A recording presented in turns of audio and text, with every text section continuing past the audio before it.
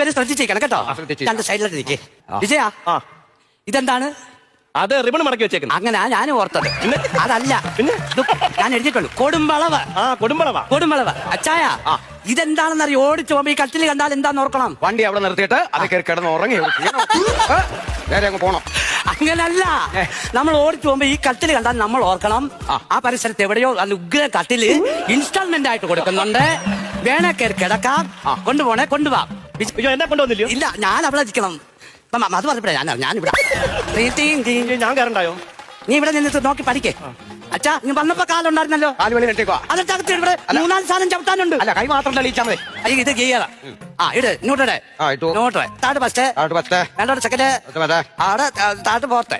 മനസ്സിലായല്ലോ? ഇപ്പൊ എവിടാ കിടക്കുന്നേ? ഇപ്പൊ എന്റെ മൂത്ത മോടെ വീട്ടിലാ കിടക്കുന്നത്. അച്ഛാ, ഞാനല്ല ഞാൻ ചോദിച്ചത്. ഗിയർ എവിടെ കിടക്കുന്നേന്ന്. ആക്സിലേറ്റർ കൊടുക്കണം. ആക്സിലേറ്റർ കൊടുക്കണം. എന്റെ വിജയ, നിനക്ക് ലൈസൻസ് വേണോ?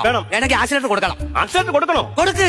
ഒരു മിനിറ്റ്, ഞാൻ കോൾ ചെയ്തു. ഓ, ഈ ഡ്രൈവിംഗ് പഠിക്കുന്നതിന് എനിക്ക് ഇത്ര കേസ് എനിക്ക് ഇഷ്ടം. എടാ ഉല്ലാസേ, എടാ പിന്നെ ഞാൻ ഇവിടെ ഡ്രൈവിംഗ് സ്കൂളിൽ വന്നപ്പോഴാണ് ഇവിടുത്തെ ആശാൻ പറഞ്ഞു ഇവിടെ ഒരു ആക്സിലേറ്റർ കൊടുക്കാനുണ്ടോ. അങ്ങനെ വരണ്ട. ഇപ്പൊ അത് കൊടുത്തെങ്കിലേ പുള്ളി എനിക്ക് ലൈസൻസ് തരത്തുള്ളൂ. കൊടുത്താലേ ഇത് മുന്നോട്ട് പോകത്തുള്ളൂ എന്നാ പറഞ്ഞത്. അയ്യോ മന വിജയ്, ഇതാ നോക്കടാ.